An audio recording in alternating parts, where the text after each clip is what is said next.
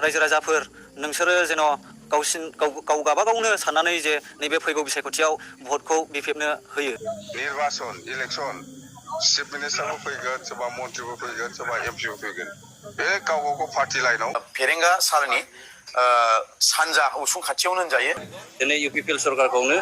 दिनै मदद होनो दिनै ओंखारबोबाय। गोबां रायजोफोर ओंखारजोबदों आरो BPF दा गामि गामि हाबगासिनो दङ। दैदेनगिरिफ्रा बिराद खस्थ' खालामनानै हाबदों रायलायदों रायजो राजाफोरजों आरो नुगासिनो दङ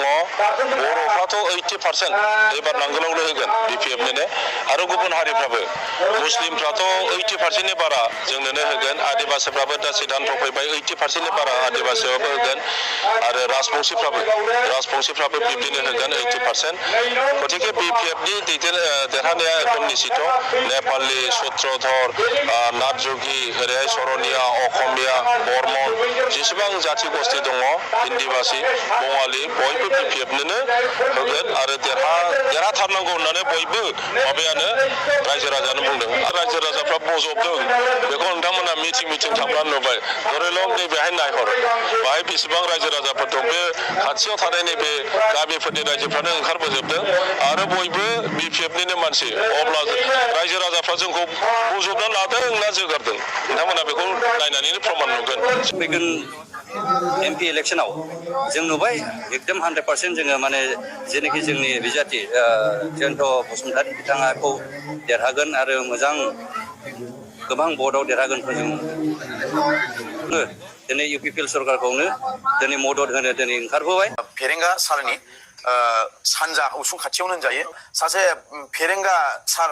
फरेस्ट EM बिनि उसुंसे जे बिक्रमपुर गामियावहाय दिनै हाबग्रा लामायाव जों अन्थाइ थाइसेबो जों गोलैनाय नुवाखै। मानो होननानै बुङोब्ला जोङो बेयावनो नुनो मोनो जे गावनि उसुं खाथियावनो जुदि अन्थाइ थाइसे गारनो हायाखैब्ला अब्ला गोजान रायजो राजाफोरखौ मा नायबावनो बेखौ मोनसे कुइसन फैदों रायजो राजानि सायावहाय बा जोंनि सायाव। दा बेखौनो आं बुंदों गोजान दाब जायगानि रायजो राजाफोर दङ बेखौनो आं खावलायदों जोंनि माखासे मावनो लानाय थांखि जोंनि इयुथ्सफोर मोजां फरायनाय BSc MSc दिनै बिथांमोना दिनै माबा मोनसे फरायनायजों लोगोसे दिनै राजनितिकआ दिनै BTR एकर्ड खालामखांनायनि उनाव दिनै जोंनि BTC आ मा जालांनो थांगासिनो दङ जोङो बेखौ नोजोर बोनानै जोंनि मोजां स्टुडेन्टफ्राबो दिनै बे खामानिखौ जोङो मावनो थाखाय जोङो आवगायनांगौ गोनां जाबाय। दिनै बुंनो थाङोब्ला 17 बोसोरनि सिगां बा 17 बोसोरसिमावहाय रायजो राजाफ्रा गोबां मानसिफ्रा रेल लामा होथेदों बिदिनो राजा लामा होथेदों गोबां बिदिनो रायजो राजाफ्रा गावनि जानायखौ दोनथ'नानैब्लाबो दिनै गोबां खस्थ' खालामदोंमोन। नाथाय बिसिनि बिनिमय बिथांमोननो जेबो दिनै होनो रोङाखै। दिनै आरोबाव जों बुंनो हायो जाय बिथांमोना जाथिनि थाखाय हारिनि थाखाय दिनै सेक्रिफाइस खालामबोदोंमोन दिनै जाय बिथां रन्जन दैमारि सारा सासे सिगनेटरिया दिनै जेल सिङाव दालि गोथां जानानै दङ। बिथाङा दिनै जाथिनि थाखायनो दिनै नांनानै दिनै बिथाङा जेल सिङाव दङ सासे सिगनेटरि। बिथांमोनखौ उदां खालामनांगौमोन आरो सोरबा केडारफोरखौ खालामाखिसै सासे सिगनेटरि जाय बिथां रन्जन दैमारि बिथांमोना उदां खालामनांगौमोन। नाथाय बिथांमोना दिनै जेलाव दङ। बिथांमोनखौ लानानै आरो बिथांमोनखौ जों उदां खालामनांगौनि दायथ'आनो जाहैबाय जों रायजो राजा साफ्रोमनिबो दायथ'। दिनै जोङो जोंनि थाखाय जोङो नाङा दिनै जोंनि रायजो राजानि थाखाय जोङो मोनसे सिन्था दङ। दिनै आं गोबाव सम दिनै ससियेल वार्कार मावबोनानै रायजो राजाया बबे खनायाव थायो रायजो राजाया मा हालोदाव थायो रायजो राजाया सोरबा थिं गिजियाव थायो सोरबाया प्लास्टिक गिजियाव थायो दिनै बेफोरबायदिखौ आं गोबाव सम मावबोनायनि थाखाय दिनै रायजो राजानि थाखाय मावनो दिनै जोङो आवगायगासिनो दङ। आरो जोङो गोसो जायोमोनब्ला दिनै जोङो गावनि थाखाय जुदि जोङो बुथुमनानै जुदि लानो गोसो दङमोनब्ला गावनि थाखाय उदैनि थाखाय जुदि जों नागिरदोंमोनब्ला दिनै जोङो दानि सोलिबाय थानाय सरकार BJP सरकार आरो UPPL सरकाराव दिनै जों हाबनो हायोमोन। नाथाय जोङो थाखा फैसा नाङा धोन दौलत नाङा जोङो हायोबा सोरबा जुदि माबा मोनसे बिफदाव गोग्लैयोब्ला जोङो हेफाजाबसो होयो। दिनै बिनि थाखायनो रायजो राजाखौ जोङो दिनै दोलै जोङो नुनो मोनदों फेरेंगा सारनि जि उसुं खाथियाव 85 न'खर बेवहाय जोङो नांगौब्ला जोङो 15-20 न'खरखौ गारनानै जोङो 60 न'खरखौ दिनै जोङो बे मोनानि समब्लाबो रायजो राजाफ्रा जोंखौ नेनानै रायजो राजाफ्रा जोंखौ हेफाजाब आरो मदद होनायजों दिनै जोङो जयनिं जानायखौ जोङो नुनो मोनदों। दिनै बिथांमोनखौ आं बुंदोंमोन बे मिडिया नांलायले नामा होननानै बिथांमोना बुंदों नङा जों ओंखारबाय जोङो ओंखारथायखागोन होननानै बिथांमोना बुंनाया दिनै जोङो मिडिया फेसिं खालामनाय जादों बे हरनि गेजेरावब्लाबो। आरो जाय बिथां नै जोंनिनो ब्रादार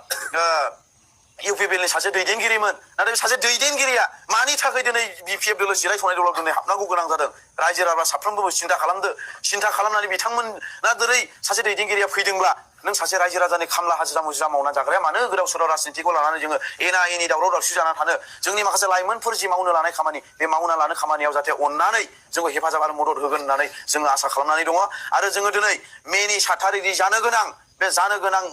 एमपि इलेक्सन बेवहाय जोंनि बिपिएफ दोला देरहानाया रोखा आरो जोंनि देरहानाया जों रोखा होनना बुंनायनि खारनानो जादों जाहैबाय जोंनि रायजो राजाफ्रा जोंनि जिरायथ'नाय दल जे बिपिएफ दल बेवहाय गोबां मानसिफ्रा दिनै जयनिं जागासिनो दङ आंनो खमाव गैयाब्लाबो 15,000नि गोजौ आं जयनिं खालामबाय बे जयनिं खालामनायखौ आंनि खुगाजों बाथ्रा बुंनायखौल' दिनै मानसिफ्रा गोनो गोथो साननो हागौ नाथाय नैबे बिहुसिखौ जेब्लानाखि आङो बायदों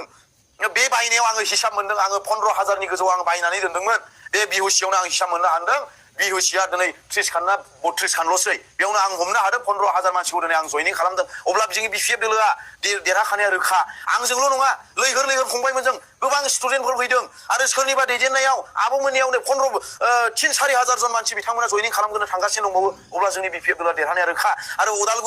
उदालगुरि जोंनि जि दाख्लै 26 थारिखआव जानानै थांबाय बेवहायथ' जोंहा देरहानाया रोखा मानो होनना बुङोब्ला बिपिएफ इउपिपिएलनि सहि गैया ट्रेक्टरनि सहि गैया बिजेपिनि सहि दङ कंग्रेसनि सहि दङ आरो कंग्रेसनाबो दस्रा जाथि आरो जोंनि माखासे बर' जाथिफ्रा बबेबा मोनसे दोलोखौ मोजां मोना बिनि थाखायनो जोंहा जि जायगायाव बिपिएफनि मानसिफ्रा केम्पेनिं खालामहैनो हाया बे जायगायाव आङो दाख्लै 14 दिन 15थासो गामियाव आं थांनानै आङो जेब्लानाखि केम्पेनिं खालामदों बे जायगायाव बिथांमोना बुंदों जों गामियाव जेब्लानाखि बिटिआर एकर्ड खालामदोंमोन बिनि सिगांनिफ्राय लानानै दाख्लै 3 बोसोरसिमा खुनु बिपिएफनि मानसिखौ जों सोआमोन नाथाय जों दिनै नुनो मोनबाय बिपिएफआ सिगां मा मावदों दिनै इउपिपिएलआ मा मावदों बिनि थाखायनो जोङो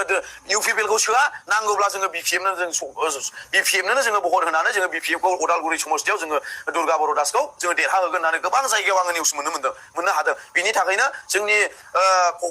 उदालगुरि लकसभानि केन्डिडेट दुर्गा बर' दासआ रोखा देरहानाया आरो देरहाखाबाय आरो जोंनि क'क्राझार लकसभा गोख्रों मावथिफोर ओंखारनायनि गेजेरजों जोंनि लाइमोनफोर ओंखारनायनि गेजेरजों देरहानाया खाम्बा बरग'या दिल्लीयाव थांनांगौआ रोखा